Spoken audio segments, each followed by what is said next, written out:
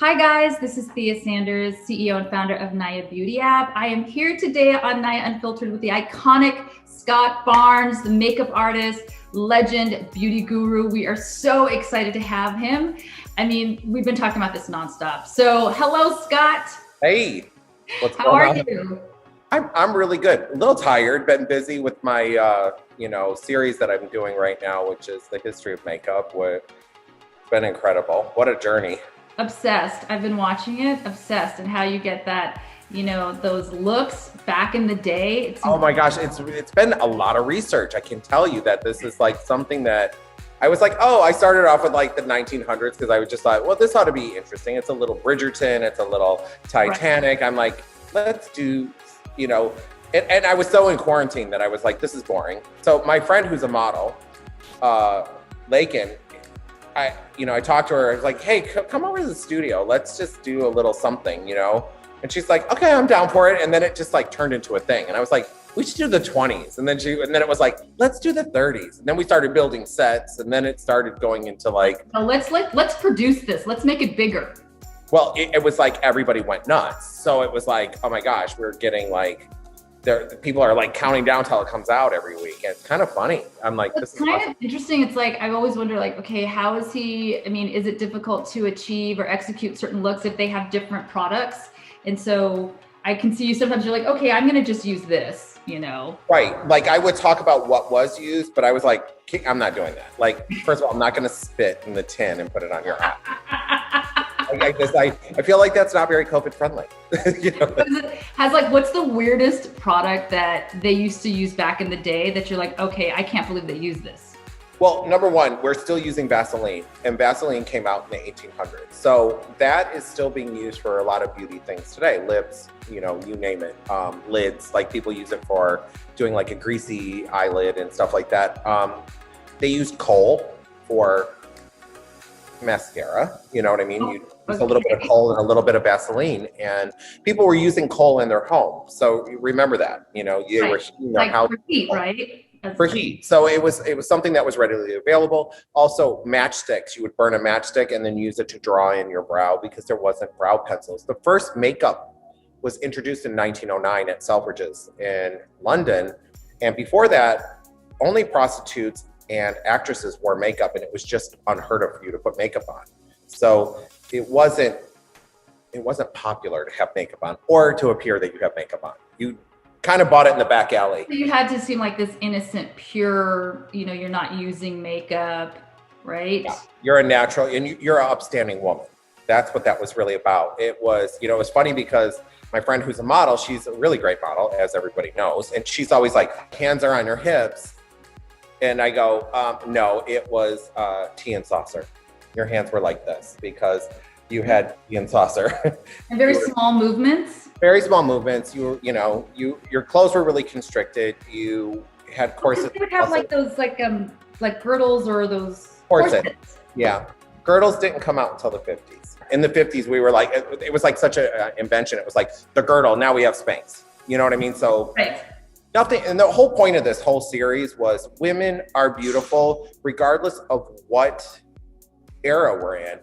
I hate when people go, oh, you look really great. You'd be like great in the 30s. And it's like, no, women are still women no matter what decade we're in. It's just that everything around you shapes how you do your hair, your makeup, how you dress, the vernacular we use, the slang we use, the terminology, and it all goes, and the politics that are happening, all go to form your exterior beauty, how we change our artifice. And it was very interesting to see that women don't change. It's just everything around us changes, Right, and it reflects like the makeup and everything and how they look reflect like the times of what's going on around them. Absolutely. Like when you look at the 40s, women had long hair. Why did they have that all rolled up the way they did? It's because they started working as machinists because the men were all at war. They didn't want their hair getting caught in the machines. So it was like functionality also. It was form and function. It was like, I still want to be pretty. And they were encouraged to wear red lipstick so that they could kiss envelopes and send them out to, cards to the to the GIs to keep the morale up, you know. So like, lipstick was a very vital part of the 40s. And it seems like it's like you go really in depth with like the research as to like why they use a certain product, why they looked a certain way. Yeah, I mean, we have a whole team of people here, and we all sit around the table, and everybody's just fevered. It's like, oh my God, did you know this? And did you know that? And we start putting it all together, and it really tells a story about what was going on throughout that decade, and that was just incredible to me. There was things I learned that I was like, oh, that's why we were doing that or this. So I'm wondering, I mean, it's so successful and people love it. This series, are you going to venture out into different cultures during those times? Yeah, like, we've got such an onslaught of people asking us to do what is Egyptian makeup like from the time of the pharaohs, and can you do makeup like this and this and this? And I was like, yeah, we could do that.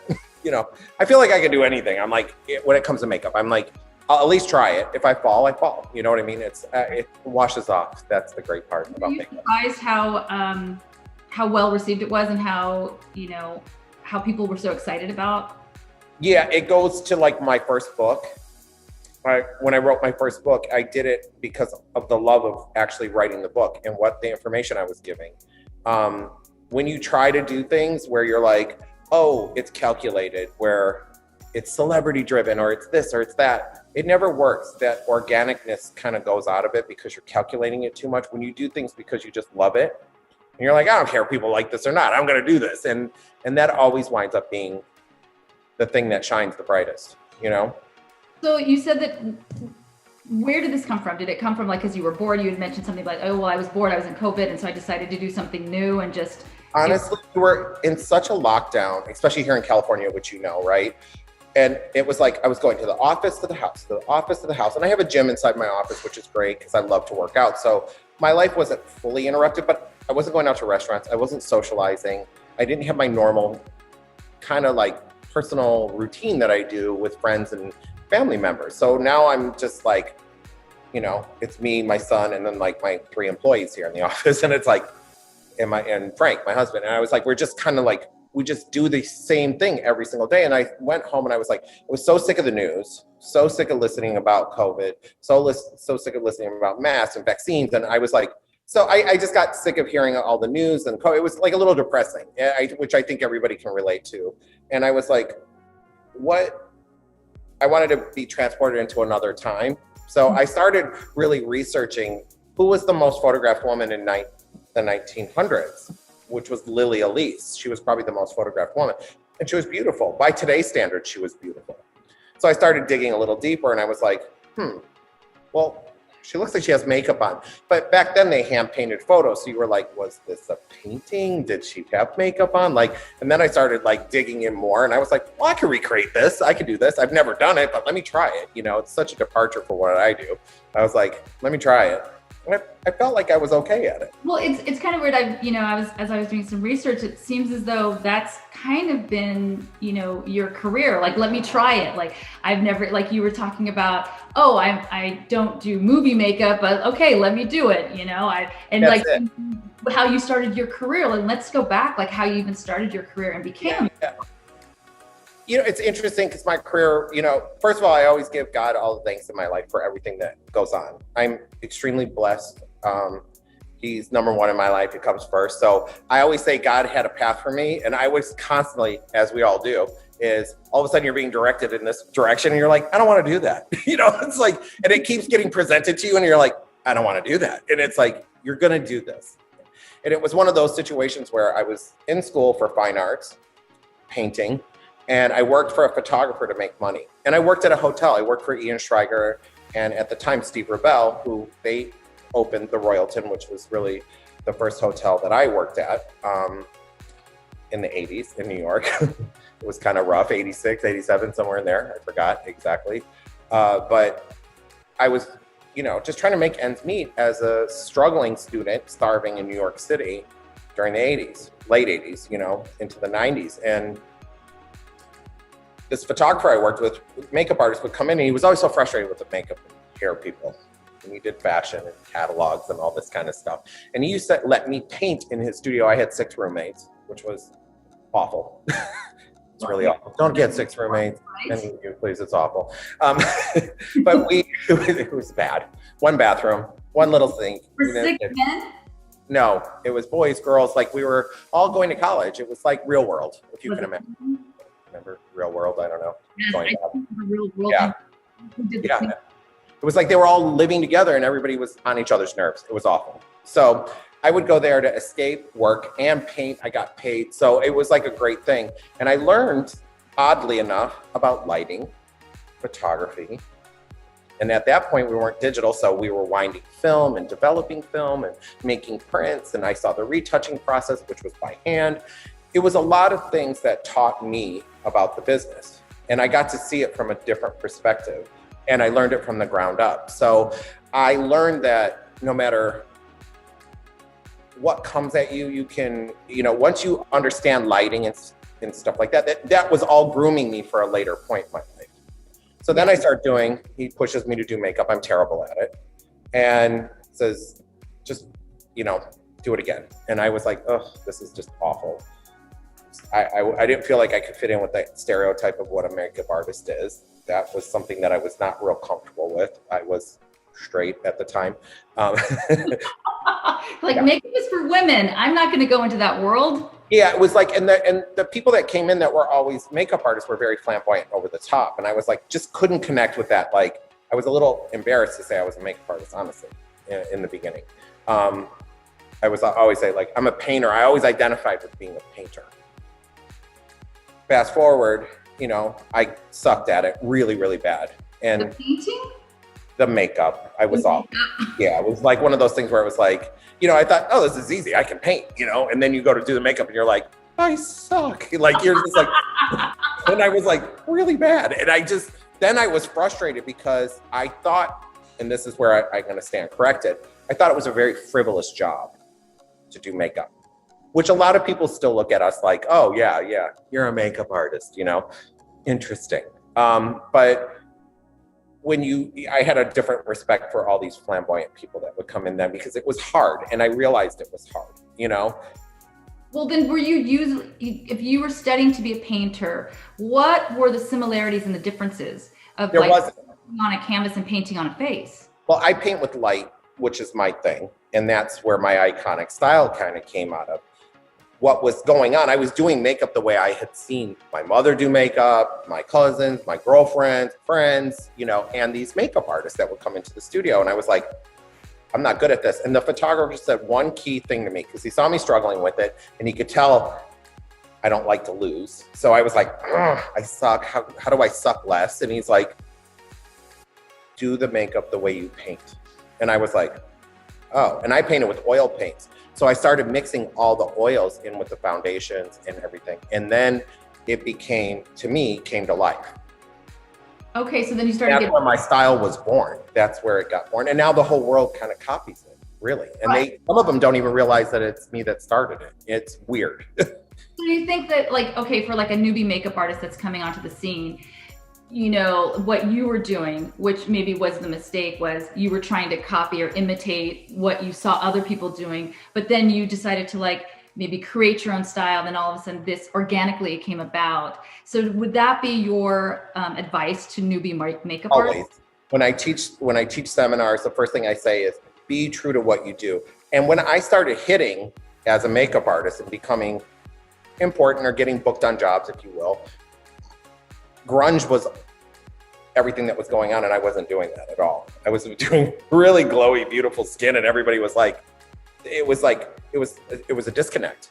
But I just kept true to what I was doing, and then and then I started doing covers, and then I started doing celebrities, and it was funny because I get this call, and they're like, hey, Famke Jensen needs her makeup done. She's going to some event. And I was like, all right, And then I went, I'm working on actresses. I was like, oh, wow, they're so different than models, because models just sit there and most of them just do whatever you tell them to do. And then here you got an actress that's like, I want to look like this. And they have an opinion. And you're like, whoa, you have an opinion.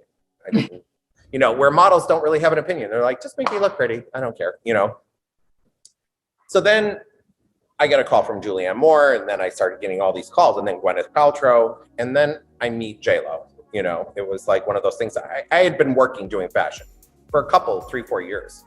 and published in magazines and doing covers and layouts. So I didn't really want to do celebrities. I was like, oh, I like models. I like photo shoots. I like fashion. You know, it was like this world of celebrity was so foreign to me. And it was really boring. You know, it was like everybody just wanted to look pretty. There was no editorial edge. There was nothing. And I was like, okay. So my style worked so well with that. And I think it was just the perfect storm.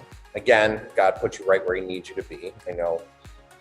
Like when you talk about like working on models and celebrities, like talk to me about the difference. Where is it that you are most able to use your creativity and be unique and be expressive? I mean, I was, you know, watching you and you were talking about the difficulty on a movie set, not difficulty, but you were saying like you helped develop the character, you know, it's just like trying to draw it out of a character and tell a story. Correct. So Always you're assisting in that, but in what arena is it like really, this is Scott Barnes, this is like, he's able to just like really go for it? Music videos. Like I've done 286 music videos in my career, and you know, from Beyonce to Gwen Stefani, J-Lo, you name it, I've done them all. I've done so many music videos now, stuff that I can't even, like I sit down and I'm like, oh yeah, I did that video. You know, like it's crazy. But music videos like the best of both worlds. It's fashion and it's movie, and it's like smashed together in a 2.5 minute movie. And it's like, it's limitless, you know, and you don't have to have continuity like you do in a movie where it's like that scene has to match up with the other scene. And then you go back to it. Sometimes you shoot the end of the movie first, then you come back, then you go, and then you're doing decades. Then we're like in one day, you can go from 2000 and like I did Hustlers and like we went 2013, 2014, then the next scene, and we're using one location for that day. So you have to shoot 5 parts of that movie in different decades. So you're like, you feel like you're like, if I've gone crazy, you're like making the person look all kinds of ways. And you got to keep track of it all. So is that the most challenging? Like what has been the most challenging project for you? They're all challenging. Everything that you do is challenging because you have to challenge yourself on it. And I really like to push myself in the place that like, if I'm going to sign up to do a movie, I'm going to do the best. I'm going to put my whole self into it. And no matter what you decide to take on, whether it's a game show, a talk show, like whatever you're doing makeup on, you know, or whatever you decide to be your project, you have to give it everything you have in order for it to give it back to you.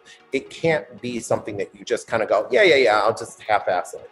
You can't half-ass anything. You have to give it all of your ass. Not just, I want all of it. So I want all of it. Yeah, you can't half-ass it. Known as, you know, this beauty legend and doing the makeup for Jennifer Lopez, for J-Lo. Yeah, 20 years with Jennifer. For, you know, 20 years. And so when you do other people's faces, do you get that, can you make me look like J-Lo? Of course, all the time.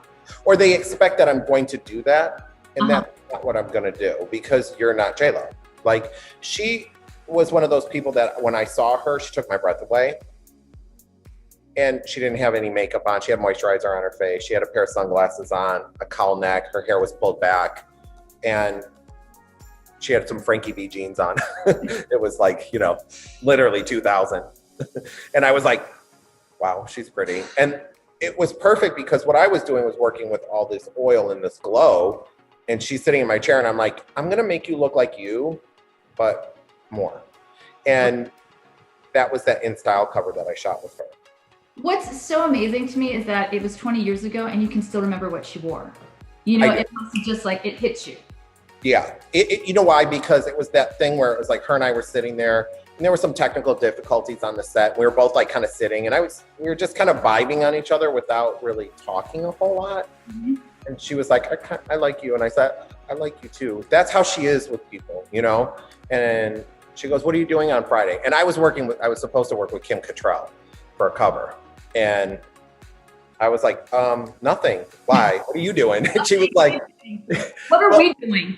Yeah, are we going somewhere? You know, it was like one of those. And she was like, I'm shooting my album cover, which was J-Lo, the J-Lo album cover. And that was the Frankie B jumpsuit, and Orbe did her hair with that ombre. And it was like, I was working with Joe Z, and we were working with, you know, amazing photographers. And it's just like, all of a sudden it was like, And I had walked into a shoot, and I'd never been in a shoot where there was literally, when I tell you, Josie probably had about 30 clothing racks of clothes. I felt like I was in like a wonderland of like designer clothes, shoes, jewelry. I was like, wow, this is amazing. And then we created J-Lo. That was where J-Lo was born. And that next week, I was in Europe with her. And then I did Love Don't Cost a Thing. Like in between that, it was like, and all of a sudden, it was like 11 years went by. Well, you have this amazing relationship with J-Lo, and you are her go-to makeup artist. And I know that you said, oh, well, she uses other makeup artists, but you are her go-to. So for a newbie makeup artist, what would be your advice to like, how could they develop that, that being that go-to? I think what it is and I say this to my employees, I say this to everybody who's around me. Because everybody's like, how do you, everybody wants to know, is there some secret potion? I'm always on time. I'm never late. I am always clean. My brushes are clean. My nails are always manicured. I'm not touching someone's face with dirty hands. I'm cognizant about what I eat before I breathe on people.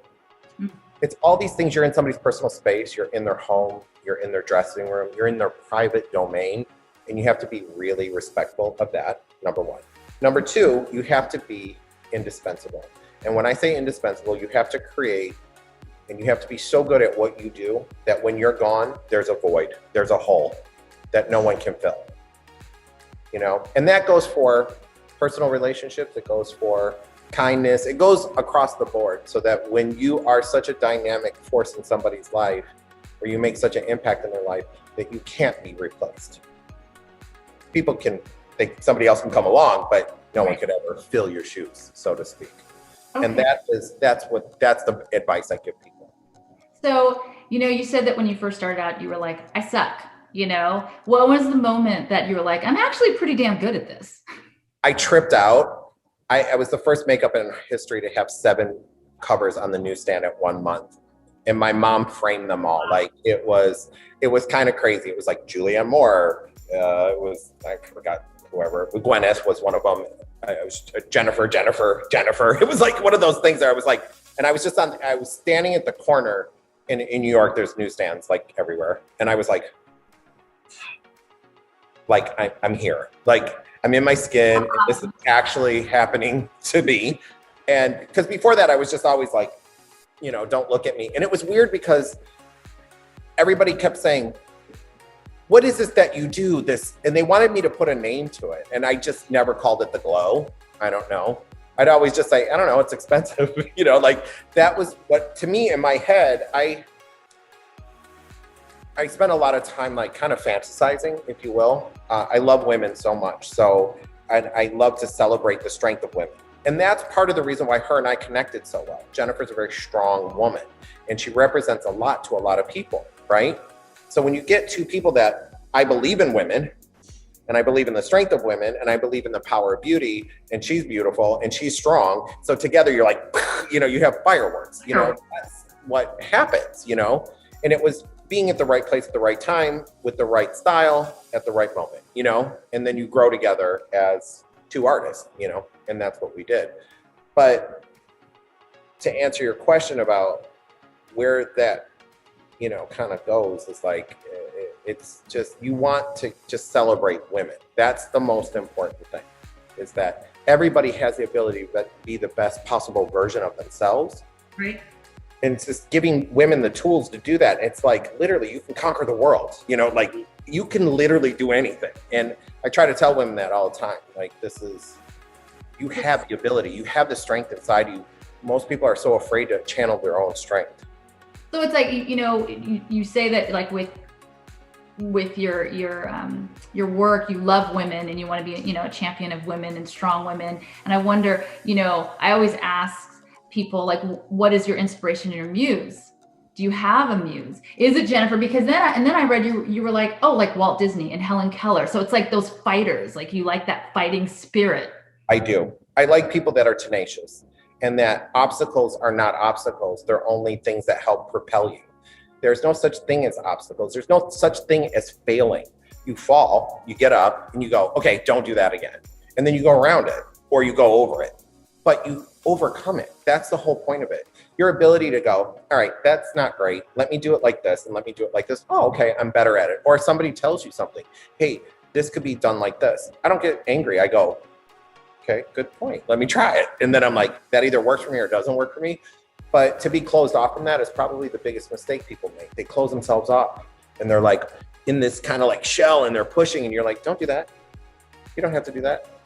So I'm wondering, you know, I always ask, like, with the male makeup artists, like, you know, entering into the makeup world and the beauty world, how was it being a man applying makeup, you know, to a woman and, you know, and making these decisions? Like, were you well received? Like, oh yes, please do me up. And yeah, I noticed that men have a little bit more strength with women.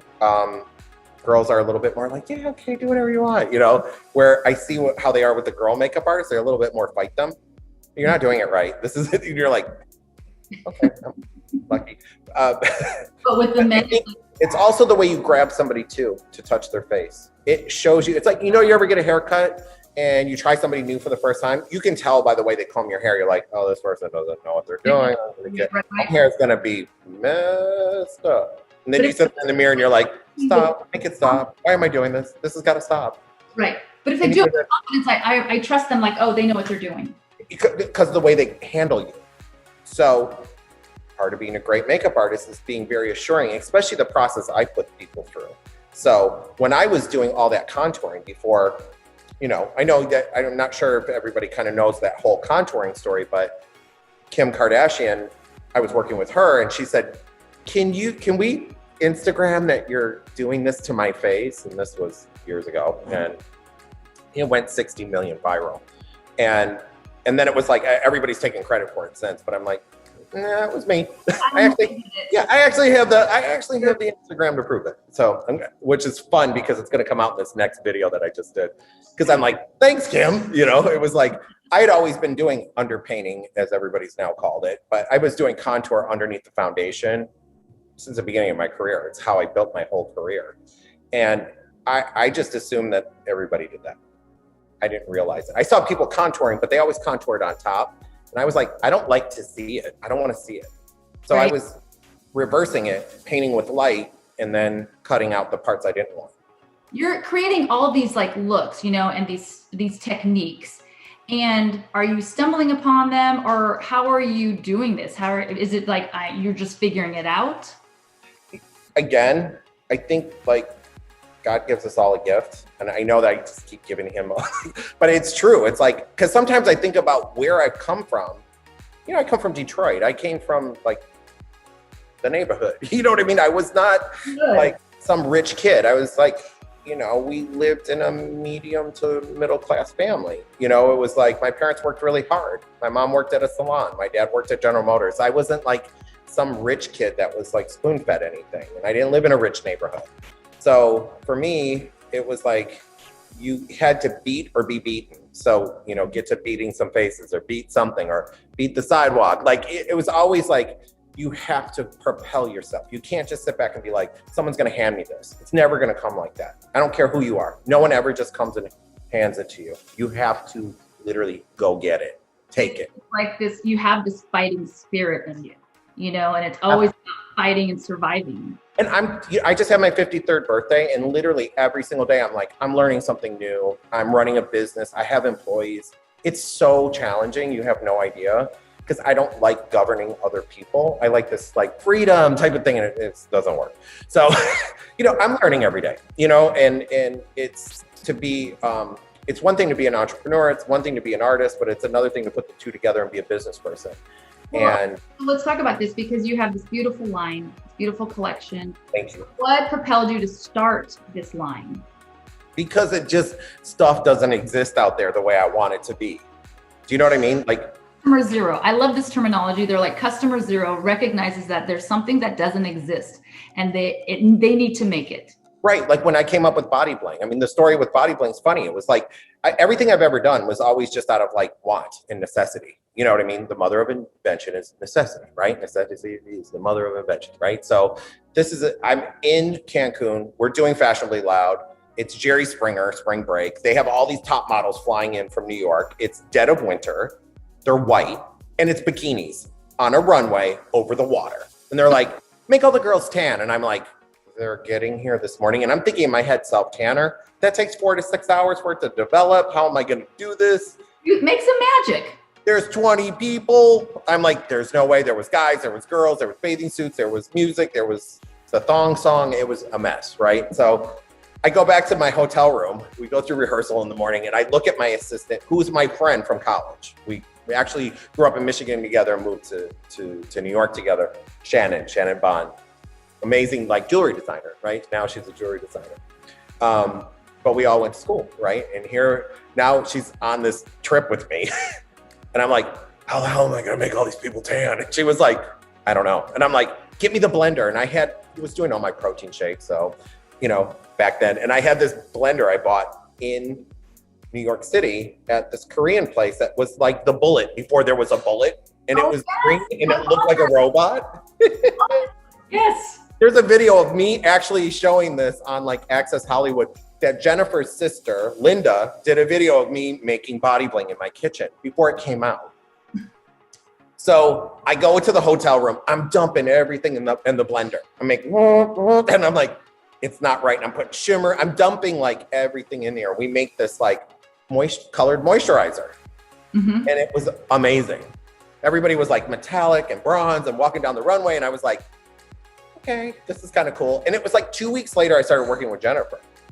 And I did this performance thing with her and I had it all over. And she's like, this is amazing. And everybody said, oh, it's J-Glow. And it was like people started already like gravitating towards it. Dumping things in a blender and you were able to recreate it?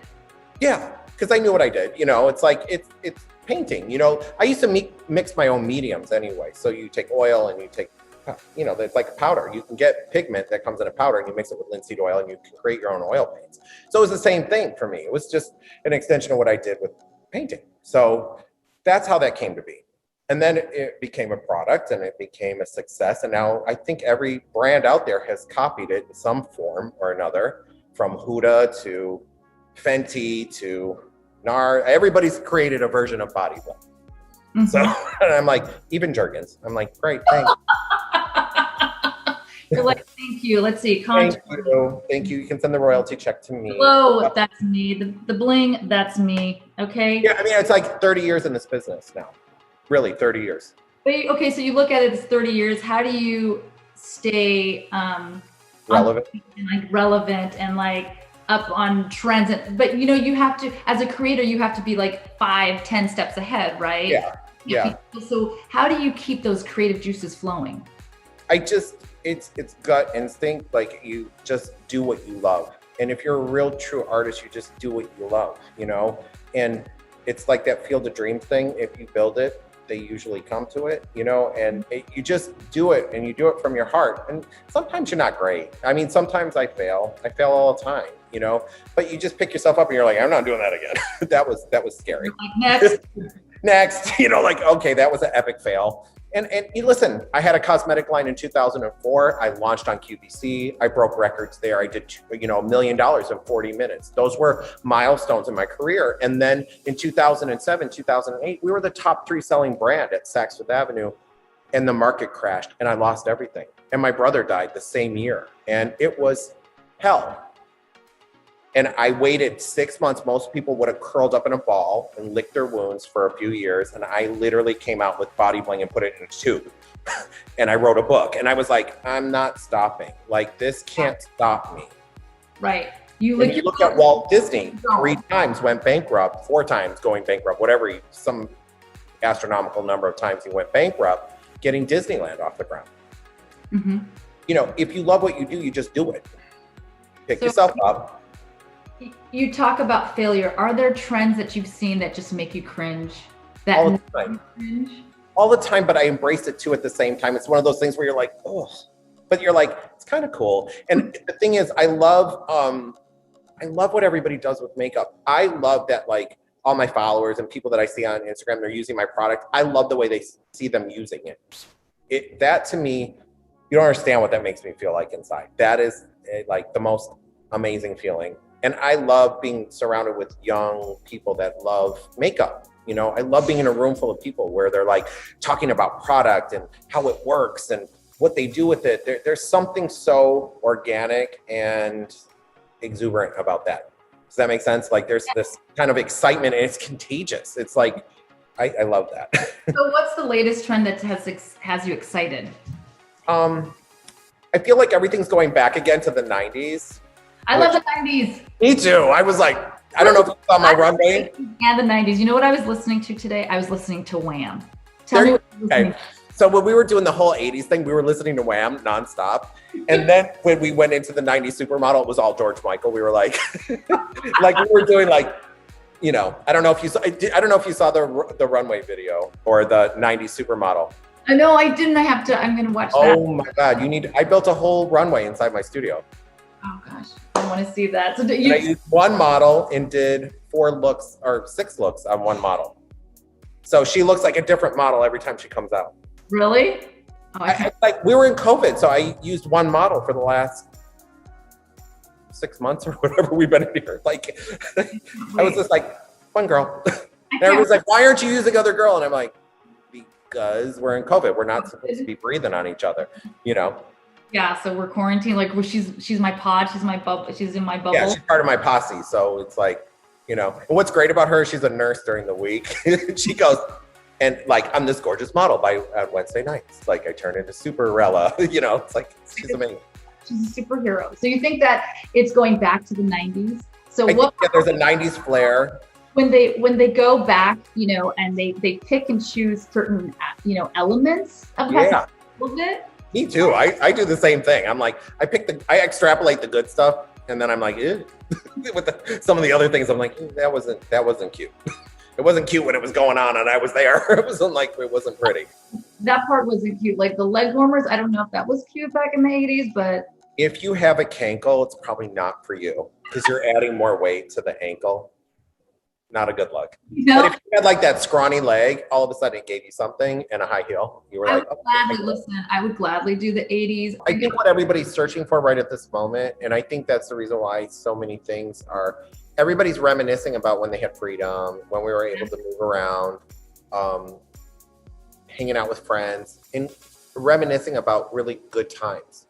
And the 80s was like, if you watch my video, it was a time of like literally everything was exploding and the economy was great. And the 90s, the economy was amazing. So everybody's like, they want to go back to that kind of freedom, you know, when the Michael song. Hello, that's what it was about. So everybody was like, I feel sexy, I feel empowered, I feel like I have money. And there was a plethora of stuff and people were having a really, really good time.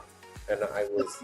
What's on the horizon for your brand? Are you picking some of these trends and going to be coming out with something new releases? I came out with the Atelier palette, which is literally like my 90s supermodel palette that I came out with, I think in the early part of the year this year, or last year actually. I came out, when did that come out? November?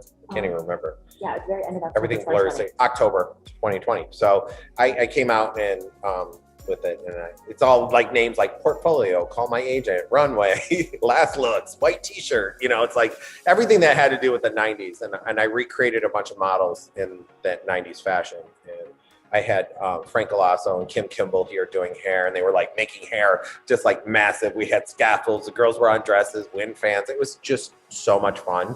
I was living my best life. I was like, this is so much fun. We can create whatever we want in this space.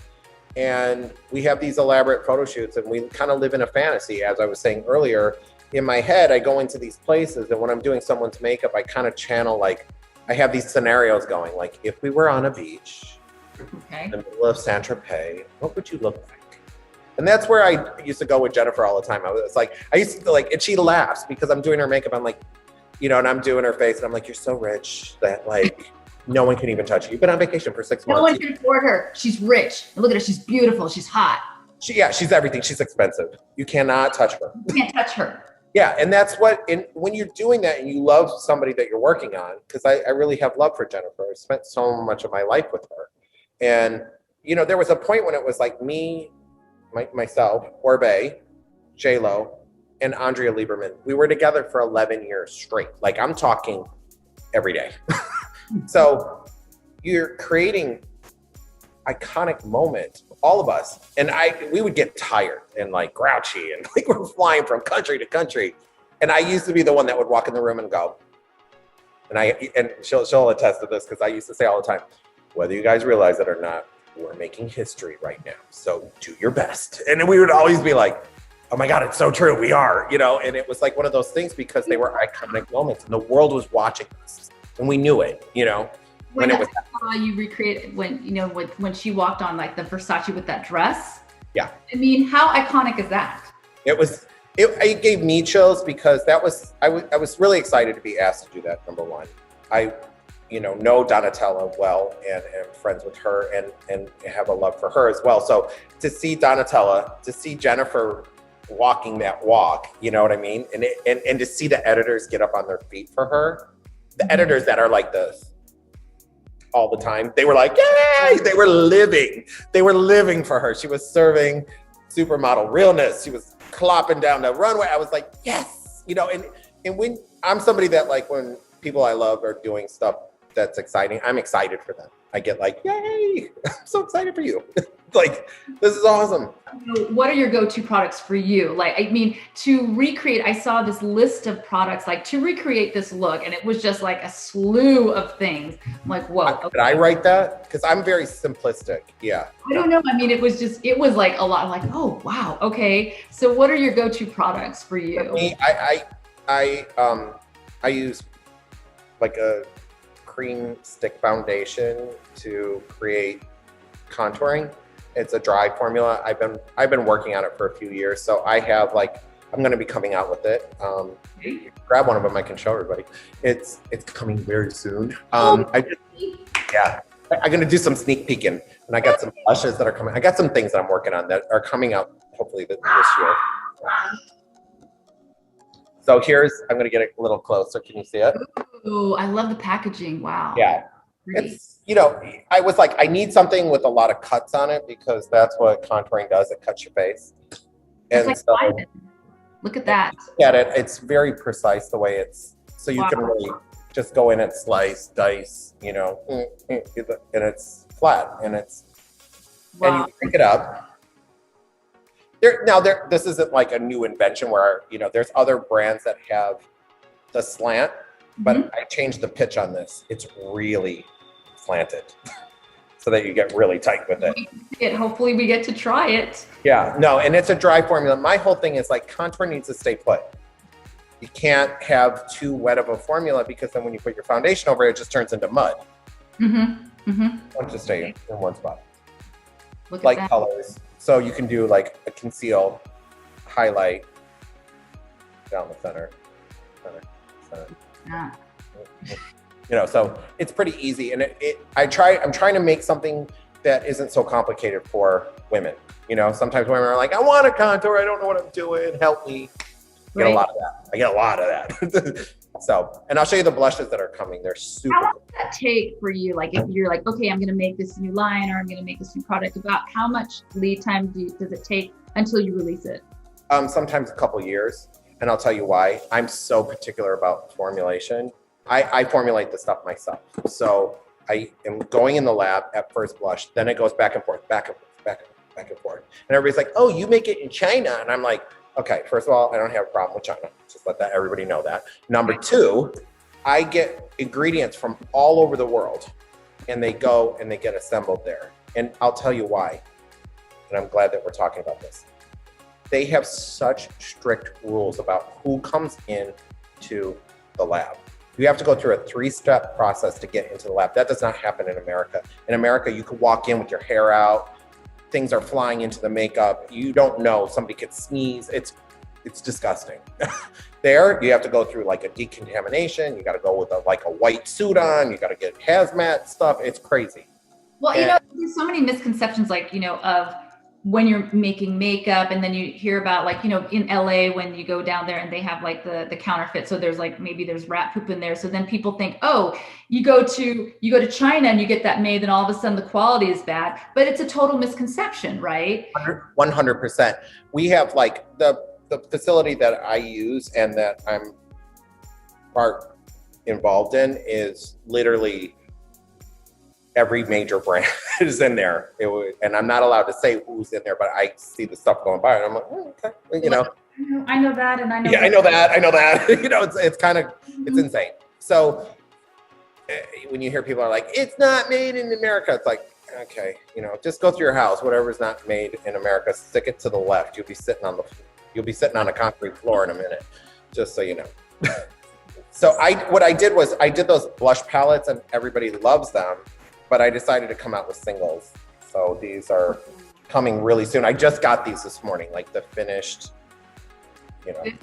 This is exclusive stuff, guys, that we get to see. Yeah, like literally, you're really literally the first person that's seen this outside of this office. So I did like a solid mango fizz because I love that. The #1 seller. Everybody loves mango. Can you see it? Yeah. Want to get it closer?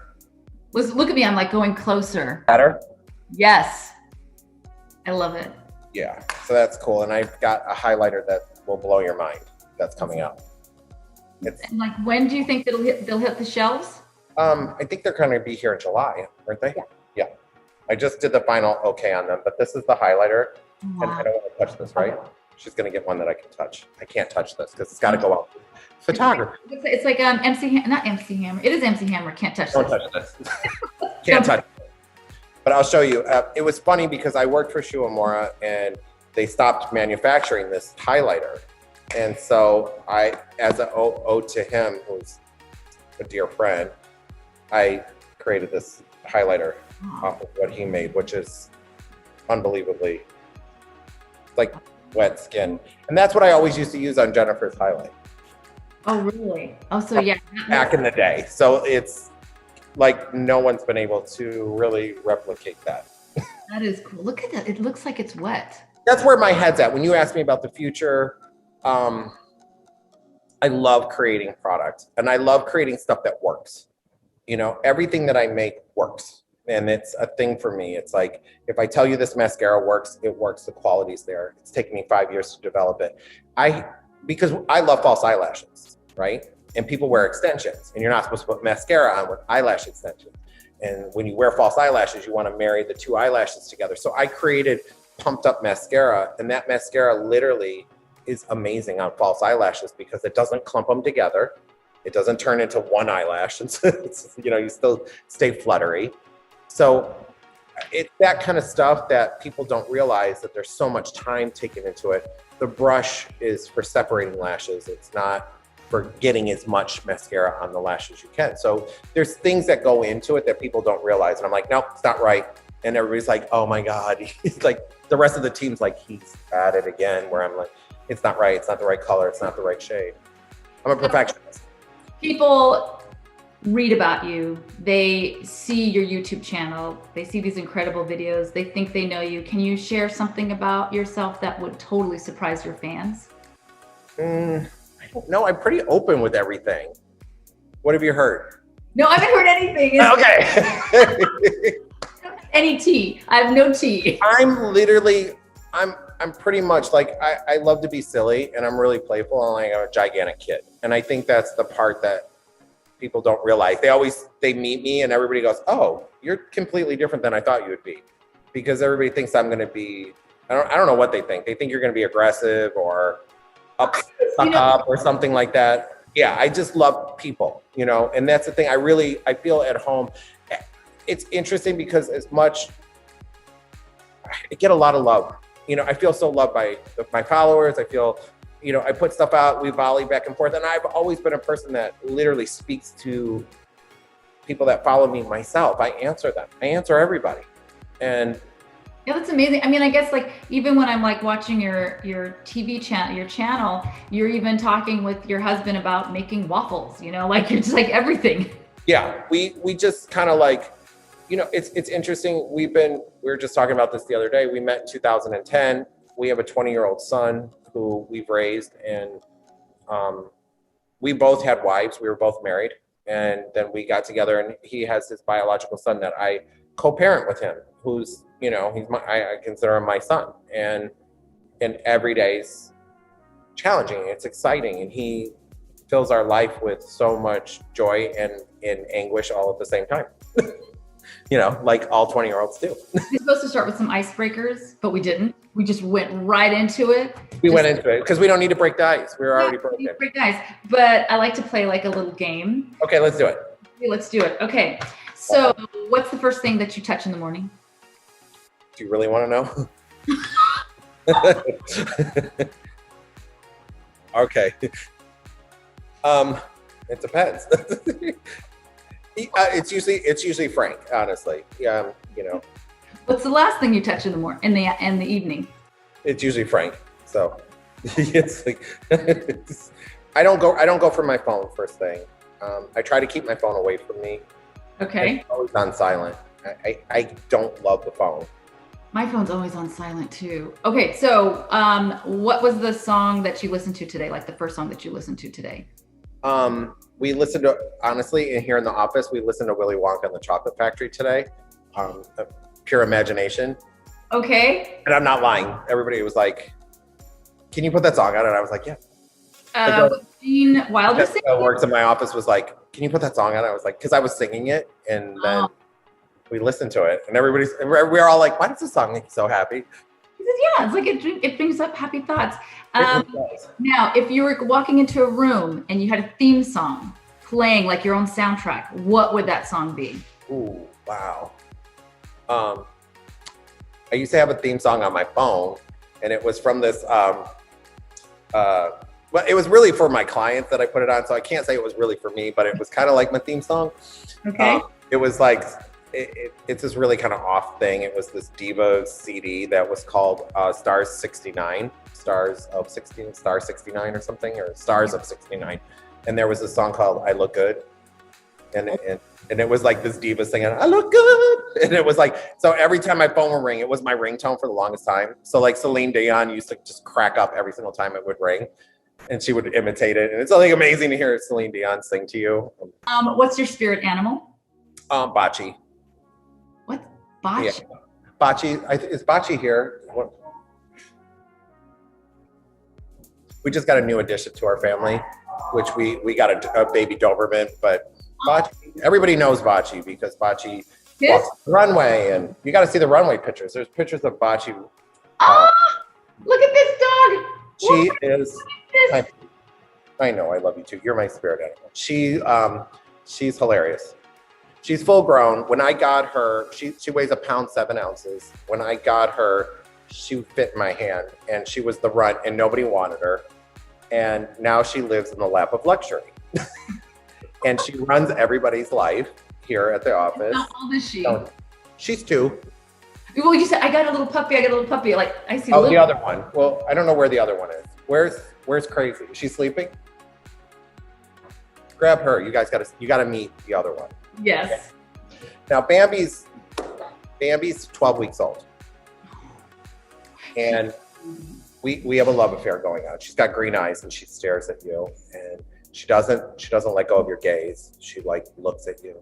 Like, I dare you to turn away. I dare you. Yeah, she's just, come here, Bam, Bambi, come here. Oh, okay, so she says she sees me, she starts running. Come here. Oh, yeah. Hang on. Oh. This is Bambi. No. Yeah, she is literally. No. Sleeping? Were you sleeping? You gotta get up. Cute. Yes. You with the face. That's so cute. She hangs on to everything. She's like, she hugs you. Hugging you. Yeah, she hugs. What? Oh, you're sleepy? Oh. So she's new to the family. I'm in love. Okay, so last question. Got it. All right, I'm gonna say some words. Oh no. That have been used to describe you. Oh God. And then I'm gonna say like what word is missing. Okay. Okay. So give me an example because I kind of lost, but go ahead. So. Iconic. Oh wow. Legend. Wow. Guru.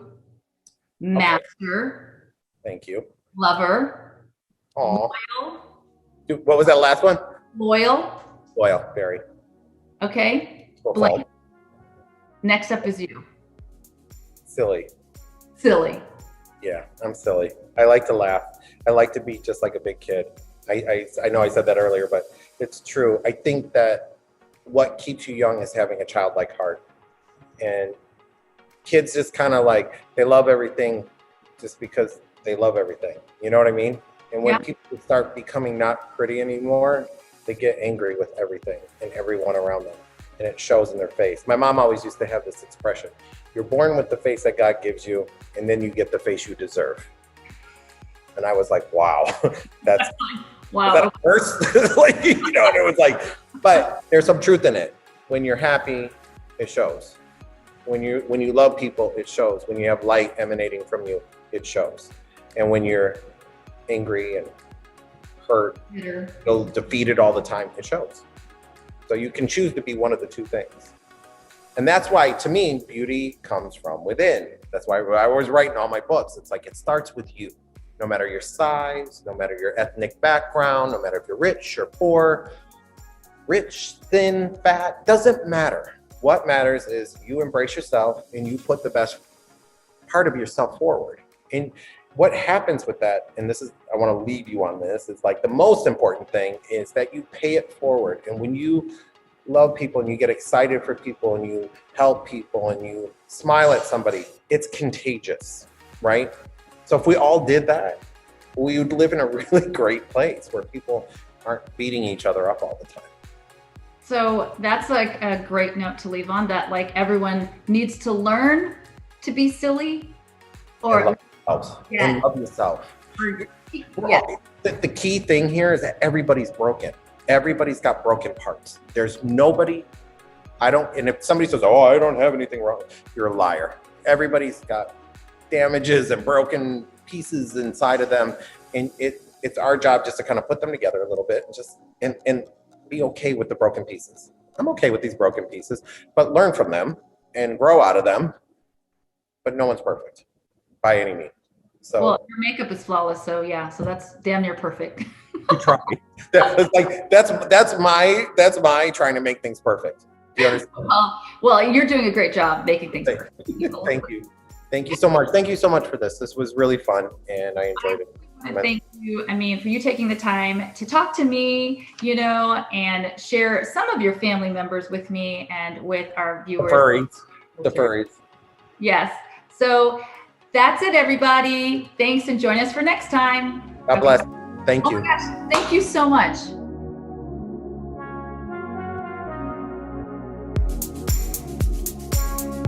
To hear the full conversation, click the link below and follow us on Instagram @NayaBeautyApp.